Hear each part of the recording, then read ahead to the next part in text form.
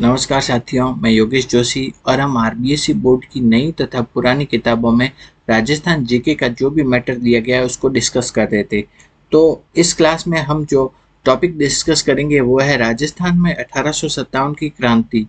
तो आपके RBSE board की जो सामाजिक विज्ञान की पाठ्य पुस्तक है, कक्षा 8 की जो सामाजिक विज्ञान की जो ओल्ड पास्ट पाठ्य पुस्तक थी, मतलब पुरानी जो किताबें थी, उसमें राजस्थान में 1857 की क्रांति से संबंधित जो भी मैटर दिया गया है उसको इस क्लास में हम डिस्कस करेंगे। तो शुरू करते हैं। राजस्थान में 1857 के स्वतंत्रता संग्राम में योगदान। ठीक है, भारतीय क्रांति का प्रभाव राजस्थान पर भी पड़ा। भारतीय क्रांति का प्रभाव कहाँ पड़ा? राजस्थान पर भी पड़ा। राजस्थान में उस समय नसीराबाद, ब्यावर, खेरवाड़ा, देवली, एरिनपुरा और नीमच ये सैनिक छावनियां थी। तो कौन कौन सी सैनिक छावनियां थी? नसीराबाद, ब्यावर, खेरवाड़ा, देवली, एरिनपुरा और नीमच ये सैनिक छावनियां थी राजस्थान में। तथा अंग्रेज तथा अजमेर में अंग्रेजों का एजीजी बैठता था। तो राजस्थान में अंग्रेजों का एजीजी कहाँ बैठता था? वह है अजमेर में। एजीजी का मतलब होता है एजेंट टू गवर्नर जनरल, वो बैठता था अजमेर में। आगे हम देखते हैं, राजस्थान के शासकों पर नियंत्रण रखता था। एजीजे का काम क्या होता था कि वो राजस्थान के जो शासक है उन पर नियंत्रण रखता था। नेक्स्ट है कि राजस्थान में क्रांति की शुरुआत कहाँ से हुई थी? नसीराबाद से हुई थी और 28 मई 1857 को हुई थी। तो राजस्थान में 1857 की क्रांति की शुरुआत हुई थी नसीराबाद छावनी से 28 मई 1857 को। ठीक है, नसीराबाद में तैनात 15वीं नेटिव बंगाल इन्फेंट्री के सैनिकों ने अपने अधिकारियों पर हमला कर दिया। तो नसीराबाद में कौन सी वो थी? 15वीं नेटिव बंगाल इन्फेंट्री। कौन सी थी? 15वीं नेटिव बंगाल इन्फेंट्री थी। उसके जो सैनिक थे उन्होंने अपने अधिकारियों पर हमला कर दिया था। नेक्स्ट है कि सैनिक दिल्ली की ओर रवाना हो गए जहां वे क्रांतिकारियों का साथ देना चाहते थे। तो नसीराबाद के बाद है नीमच। नीमच में मोहम्मद अली बेग नामक सैनिक ने कर्नल अबार्ट को चुनौती दी। ठीक है, तो नीमच में कौन थे? वो मोहम्मद अली बेग। ठीक है, मोहम्मद अली बेग नामक एक सैनिक था जिसने की कर्नल अबार्ट है उसको चुनौती दी। वह 3 जून को नीमच में भी क्रांति होगी। तो नीमच में क्रांति कब हुई? 3 जून को। और नसीराबाद में हुई थी 28 मई को। ठीक है, नेक्स्ट हम देखते हैं, अंग्रेजों ने भागकर उदयपुर में शरण ली। कप्तान सावर्स मेवाड़ की सेना लेकर नीमच आया।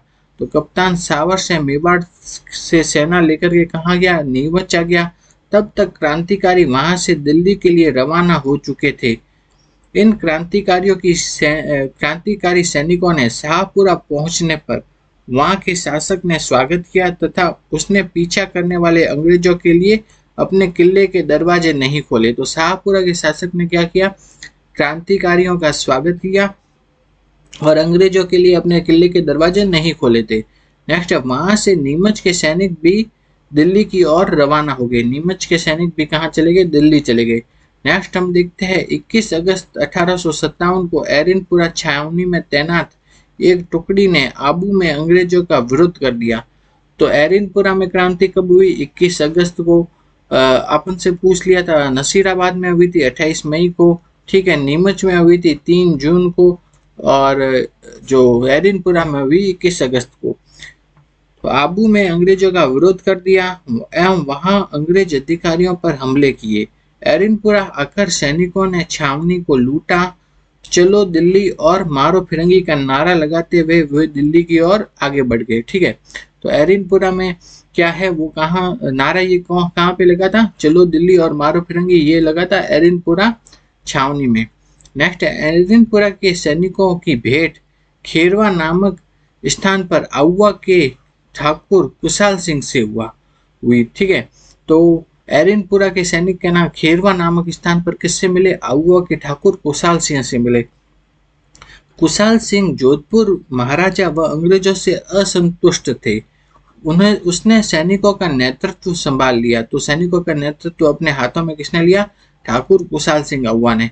कुशाल सिंह के आह्वान पर आसोप, आलनियावास व गुलर के सामंत अपनी सेनाओं सहित आउवा आ पहुंचे। खेजड़ला तथा मेवाड़ के सलुम्बर रूपनगर, लहसानी आदि के सामंतों ने भी अपनी सेनाएं उनकी सहायता हेतु भेजी।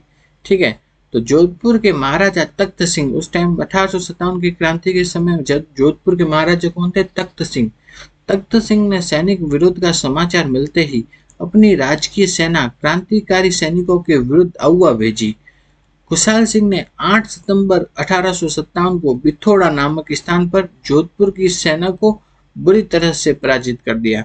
तो खुशहाल सिंह ठाकुर खुशहाल सिंह और जोधपुर की सेना के बीच युद्ध कब हुआ था? वो हुआ था 8 सितंबर 1857 को। कहाँ पे हुआ था? बिथोड़ा नामक स्थान पे हुआ था।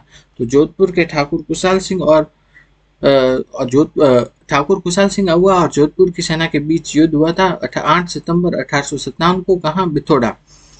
इस पराजय की खबर सुनकर एजीजी जॉर्ज लॉरेंस, कौन है एजीजी? कौन था? जॉर्ज लॉरेंस था। ठीक है, स्वयं सेना लेकर अगुआ पहुंचा, किंतु 18 सितंबर 1857 को, कब है? 18 सितंबर 1857 को वह भी पराजित हुआ। जोधपुर का पॉलिटिकल एजेंट मैक मैसन क्रांतिकारियों द्वारा मारा गया। ठीक है, तो पहले तो कब कहाँ युद्ध हुआ? 8 सितंबर 1857 को युद्ध हुआ बिथोड़ा में। ठीक है, उसमें जोधपुर की सेना पराजित हो गई। फिर जो जोधपुर का राजस्थान का जो एजीजी था ना, एजीजी, वो ये बात सुन के नाराज हो गया और वो अपनी सेना लेकर के 18 सितंबर 1857 को वापस आ गया लड़ाई करने के लिए। तो लेकिन वह भी क्या, एजीजी भी क्या हो गया? पराजित हो गया। और इस युद्ध में क्या है, जोधपुर का जो पॉलिटिकल एजेंट था मैक मैसन, वो क्या हो गया? मारा गया। उसका सिर अगुआ के किले के द्वार पर लटका दिया गया। लॉरेंस पुनः अजमेर लौट गया। तो अगुआ के किले पर किसका सिर लटकाया गया? जोधपुर का जो पॉलिटिकल एजेंट था मैक मैसन, उसका सिर लटकाया गया। ठीक है, इधर अक्टूबर 1857 में जोधपुर लीजियन के क्रांतिकारी सैनिक भी दिल्ली की ओर बढ़े। जनवरी 1858 में होम्स के नेतृत्व में एक सेना ने अगुआ पर आक्रमण कर दिया। ठीक है, पहले दो युद्ध तो ठाकुर खुशहाल सिंह जीत गए थे, फिर बाद में क्या है, 1858 में होम्स था। ठीक है, उसके नेतृत्व में एक सेना अगुआ पर आक्रमण कर दिया। ठाकुर खुशहाल सिंह ने सलूम्बर के सामंत को के यहाँ शरण ली। तो ठाकुर खुशहाल सिंह कहाँ चले गए? सलूम्बर के जो सामंत थे वहां पे चले गए और वहां पे उन्होंने शरण ली। अंग्रेजों ने अगुआ के किलेदार को रिश्वत देकर किले के द्वार खुलवा लिए। ठीक है, अंग्रेजों ने जो अगुआ का जो किला था ना, उसके द्वार खुलवा दिए किलेदार को रिश्वत देकर के। ये अगुआ का किला है, आपके बुक में दिया गया है, और यहाँ पे मैक मैसन का सिर लटकाया गया था। नेक्स्ट देखते हैं कि किले पर अधिकार कर लिया अंग्रेजों ने, अगुआ के निवासियों पर अमानवीय अत्याचार किए। 1860 में नीमच में खुशहाल सिंह ने अंग्रेजों के सामने आत्मसमर्पण कर दिया। ठीक है, तो ठाकुर खुशहाल सिंह ने अंग्रेजों के सामने आत्मसमर्पण कब किया? 1860 में। और कहाँ पे किया? नीमच में किया। ठीक है, उन पर मुकदमा चलाया गया जिसमें बाद में उन्हें बरी कर दिया गया। तो खुशहाल सिंह को बाद में क्या कर दिया गया? बरी कर दिया गया था। नेक्स्ट है कि राजस्थान के क्रांति के प्रमुख केंद्रों में अगुआ के अतिरिक्त कोटा भी था। कोटा का महाराव राम सिंह अंग्रेजों का समर्थक था। तो 1857 की क्रांति के समय जो कोटा है उसके शासक थे राम सिंह। ठीक है, और जोधपुर के थे तख्त सिंह। किंतु वह व्याप्त जन असंतोष के कारण सैनिकों पर कोई कार्रवाई नहीं कर सका। ठीक है, जन असंतोष था ना, जिसके कारण वो सैनिकों पर कोई कार्रवाई नहीं की। मेजर बर्टन ने महाराव को सैनिकों पर कार्यवाही करने के लिए दबाव डाला। इस पर 15 अक्टूबर 1857 को कोटा की सेना में नाराजगी भड़क उठी। नाराज सैनिकों ने रेजिडेंसी पर आक्रमण कर मेजर बर्टन का सिर काटकर पूरे कोटा शहर में घुमाया था। ठीक है, तो कोटा का जो पॉलिटिकल एजेंट था मेजर बर्टन, उसका सिर काटकर पूरे कोटा शहर में घुमाया था क्रांतिकारियों ने। ठीक है, नेक्स्ट है कि नाराज सैनिकों ने, नेक्स्ट है कि राज्य के समस्त प्रशासन पर, आगे हम क्या देखते हैं कि राज्य के समस्त प्रशासन पर सैनिकों का नियंत्रण हो गया। कोटा में संपूर्ण नियंत्रण किनका हो गया? सैनिकों का। कोटा महाराव की स्थिति अपने महल में ही कैदी के समान हो गई थी। ठीक है, जयदयाल और मेहराब खां के नेतृत्व में क्रांतिकारियों का लगभग 6 माह तक कोटा पर प्रशासन पर नियंत्रण रहा। तो कोटा के क्रांति के प्रमुख नेता कौन थे? वो थे जयदयाल और मेहराब खां। पूछा जाता है, इंपॉर्टेंट है। तो राजस्थान में कोटा में जो 1857 की क्रांति हुई थी उसके प्रमुख नेता थे जयदयाल और मेहराब खां। मार्च 1858 में जनरल रॉबर्ट्स के नेतृत्व वाली सेना ने कोटा शहर को क्रांतिकारियों से मुक्त करवाया। तब कब कब मुक्त कराया था? मार्च 1858 में। किसने? रॉबर्ट्स के नेतृत्व वाली सेना ने कोटा को क्रांतिकारियों से मुक्त कराया। नेक्स्ट देखते हैं कि जयदयाल एवं मेहराब खां को सरेआम फांसी दे दी गई। तो कोटा में 1857 के जो क्रांति के नेता थे लाला जयदयाल और मेहराब खां, उनको क्या दे दी गई? फांसी दे दी गई। इसके अतिरिक्त धौलपुर राज्य की सेना व भरतपुर की जनता ने भी विरोधी तेवर देखे गए, यद्यपि वहां के शासकों ने ब्रिटिश भक्ति दिखाई। ठीक है। नेक्स्ट देखते हैं कि राजपूताने में कुछ सामंतों ने आउवा के ठाकुर कुशाल सिंह के नेतृत्व को स्वीकार करके ब्रिटिश विरोधी नीति अपनाई। क्रांतिकारियों को प्राय प्रत्येक स्थान पर स्थानीय कृषकों, जनसामान्य, हिंदू मुस्लिम दोनों समुदायों का पर्याप्त समर्थन मिला, किंतु देशी रियासती शासकों ने अंग्रेजों का भरपूर समर्थन किया। वे अंग्रेजों के वफादार रहे। उन्होंने अंग्रेजों को शरण एवं सैनिक सहायता प्रदान की। बीकानेर का शासक तो स्वयं अपनी सेना के साथ अंग्रेजों की सहायतार्थ राज्य के बाहर भी गया। ठीक है। तो इसका कारण क्या रहा? मेन की जो शासक थे ना, देशी शासक थे, उन्होंने क्या अंग्रेजों के प्रति अपनी भक्ति दिखाई और उन्हें सहायता प्रदान की, जिसके कारण यह विद्रोह असफल रहा। नेक्स्ट हम देखते हैं राजाओं के सहयोग के बारे में तत्कालीन गवर्नर लॉर्ड कैनिंग ने कहा, इन्होंने तूफान में तरंग अवरोध का कार्य नहीं किया होता तो हमारी कश्ती बह जाती। तो राजाओं ने सहयोग किया इस पर। वहां के जो गवर्नर जनरल लॉर्ड कैनिंग था उसने कहा कि इन्होंने तूफानों में तरंग अवरोध का कार्य नहीं किया होता तो हमारी कश्ती क्या होती? बह जाती। नेक्स्ट कि 1857 के स्वतंत्रता के संग्राम के पूर्व सीकर क्षेत्र में डूंगजी और जवाहर जी नामक काका भतीजा प्रसिद्ध सेनानी रहे थे। तो 1857 की क्रांति में कौन? एक तो डूंगजी और जवाहर जी, ये कहाँ के थे? सीकर के थे। ठीक है। तो सीकर के थे डूंगजी जवाहर जी। इन्होंने अंग्रेजों की बीकानेर व जोधपुर की सेना से संघर्ष किया। अपने बलिदान के कारण ये लोग गीतों में अमर हो गए। डूंगजी जवाहर जी गीतों में अमर हो गए। राजपूताने का ही निवासी व्यापारी अमरचंद बाठिया अपने त्याग व बलिदान के लिए दूसरे भामाशाह के रूप में प्रसिद्ध है। इसने अपनी संपूर्ण संपत्ति तात्या टोपे को देने का प्रस्ताव रखा ताकि अंग्रेजों के विरुद्ध संघर्ष चलाया जा सके। तो बीकानेर के कौन थे? अमरचंद बाठिया थे। अमरचंद बाठिया थे। उन्होंने क्या दिया? अपनी पूरी संपत्ति तात्या टोपे को देने का प्रस्ताव रखा था। ये सुगाली माता का चित्र है। ये किनकी कुल देवी है? आउवा के ठाकुर कुशाल सिंह की। ठीक है। नेक्स्ट हम देखते हैं कि राजस्थान व भारत में क्रांति के दौरान एक बात यह रही कि क्रांतिकारी सैनिक अपनी छावनियों में विद्रोह करने के बाद दिल्ली की ओर बढ़े। दिल्ली पहुंचने पर वे लक्ष्यहीन हो गए थे। उनकी एकता भी खंडित हो गई थी। इसके विपरीत जैसे जैसे नाराज सैनिक दिल्ली की ओर बढ़े, अंग्रेजों ने उनकी अनुपस्थिति में वहां पर पुनः अपना नियंत्रण कायम कर लिया।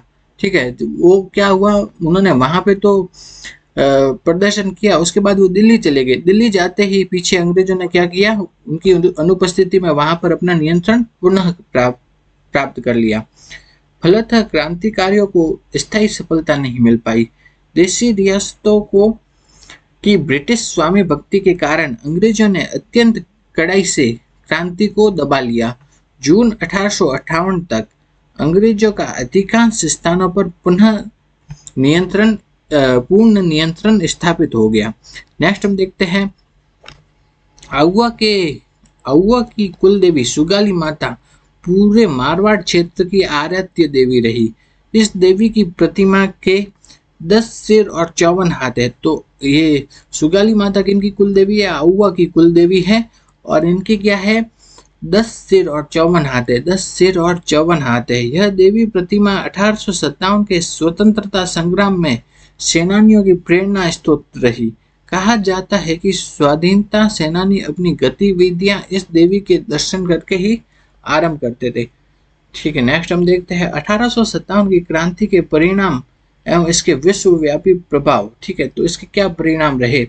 यद्यपि 1857 का स्वतंत्रता संग्राम असफल रहा, पर इसके परिणाम दूरगामी रहे। रियासती शासकों ने क्रांति के समय स्वामी भक्ति निभाते हुए अंग्रेजों का तन मन धन से सहयोग किया था। इसके लिए ब्रिटिश सरकार ने उन्हें पुरस्कृत किया। गोद निषेध का सिद्धांत समाप्त कर राजाओं को गोद लेने की अनुमति भी दी। तो राजाओं ने क्या किया था उस टाइम 1857 की क्रांति के समय अंग्रेजों का साथ दिया था। तो फिर अंग्रेजों ने भी क्या कर दिया, गोद निषेध की जो पहले प्रथा चलती थी कि कोई राजा गोद नहीं ले सकता, तो उसको समाप्त कर दी गई। अब राजा वगैरह क्या कर सकते थे, गोद ले सकते थे। ठीक है, तो भारतीय कंपनी के शासन के स्थान पर ब्रिटिश काउंट के सीधे नियंत्रण में आ गया। ठीक है, तो भारत है ना, वो क्या है, पहले ईस्ट इंडिया कंपनी के भारत पर ईस्ट इंडिया कंपनी का शासन था। उसके बाद में क्या हुआ, वो ब्रिटिश क्राउन के सीधे नियंत्रण में आ गया था 1857 के बाद में।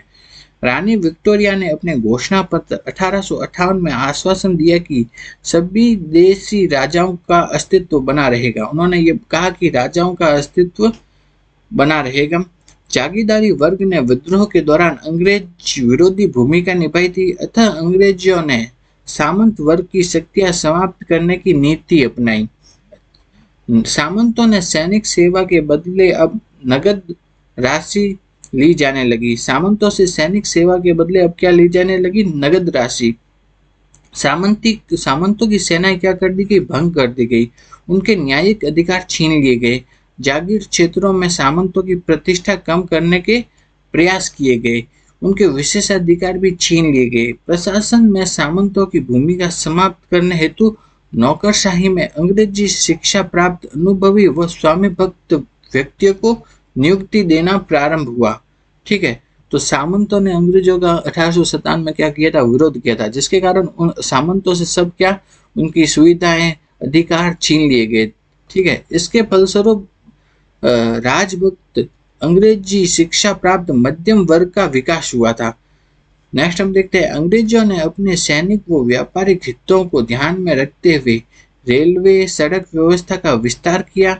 शासकों के लिए भी अंग्रेजी शिक्षा का प्रबंध किया ताकि वे ब्रिटिश तौर तरीकों को अपनाएं तथा उनकी निष्ठा ब्रिटिश ताज व पाश्चात्य सभ्यता के प्रति बने रहे।